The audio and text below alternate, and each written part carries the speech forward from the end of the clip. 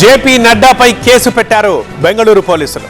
Karnataka BJP Twitter హ్యాండిల్లో రెచ్చగొట్టే video post చేశారు అన్న కారణంతో నోటీసులు పంపించారు. అయితే అమిత్ షా మార్ఫింగ్ వీడియో కేసుకి ఇది రివెంజ్ కేసా అన్న చర్చ మొదలైంది. ఇప్పుడు జేపీ నడ్డాకు సమన్లు పంపిన బెంగళూరు పోలీస్, ఢిల్లీ పోలీసుల కేసుకు రివెంజా? సెంట్రల్ వర్సెస్ కాంగ్రెస్ స్టేట్స్ గా మారిందా? జేపీ నడ్డాకు సమన్లు పంపారు బెంగళూరు పోలీసులు. మే 5న బీజేపీ ట్విట్టర్ ఖాతాలో పోస్టు పెట్టారు.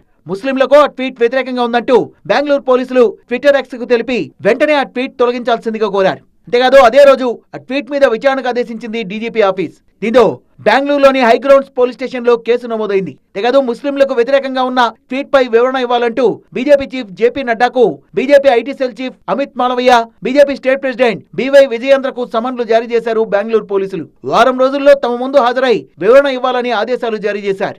అసలు బెంగళూరు పోలీసులు నడ్డాకు సమన్లు ఎందుకు జారీ చేశారు? వారికోస్ వెయిన్స్ వ్యాధికి కేవలం 30 నిమిషాల్లో చికిత్స. కాల్ చేయండి 9989527715.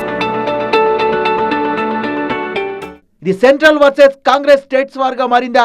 ఆ మధ్య బీజేపీ జాతీయ నేత కేంద్ర హోంమంత్రి అమిత్ షా ముస్లిం రిజర్వేషన్లపై మాట్లాడితే దేశంలో ఉన్న రిజర్వేషన్లన్నీ తొలగిస్తామన్న విధంగా మార్ఫింగ్ చేసిన వీడియో సోషల్ మీడియాలో చక్కర్లు కొట్టింది.